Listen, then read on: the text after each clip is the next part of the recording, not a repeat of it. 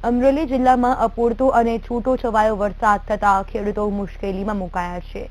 ખેડૂતોએ સારા વરસાદની આશાએ કપાસનું વાવેતર કર્યું, પરંતુ કાળા ડિબાંગ વાદળો વરસતા નથી।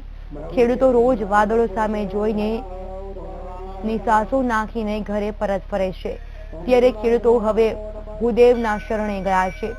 સાવરકુંડલાના અબ્રામપરા ગામમાં નવતર સાધના કરાઈ છે। સમગ્ર જિલ્લામાં સારો વરસાદ અને વાવણી લાયક વરસાદ થાય તે માટે અહીં પર્જન્ય યજ્ઞ કરાયો છે। 12 જેટલા બ્રાહ્મણો દ્વારા પાણીમાં બેસીને આકરી આરાધના કરાઈ છે।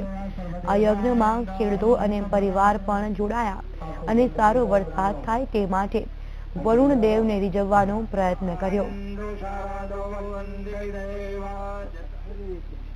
અમરેલી જિલ્લામાં થોડો વરસાદ ઓછો છે, એટલે બધાને શ્રદ્ધા છે કે આ વરુણ યજ્ઞ કરવાથી ભગવાન પ્રસન્ન થાય છે અને બધાને સુખ શાંતિ અને વર્ષા આપે છે।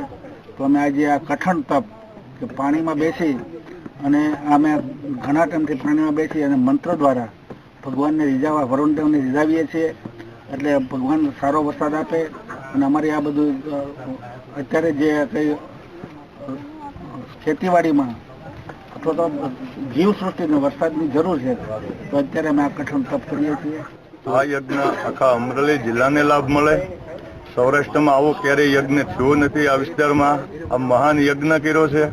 બ્રાહ્મણોને જળમાં રાખી અને જળ દેવ વરુણને રીઝવવા માટે કર્યો છે અને આખા અમરેલી જિલ્લામાં લાભ મળે તે માટે આ બ્રાહ્મણોને બોલાવી અને ગામ સમસ્ત બધાએ સ્વયંસેવકોએ મહેનત કરીને આ યજ્ઞનું આયોજન કર્યું હતું।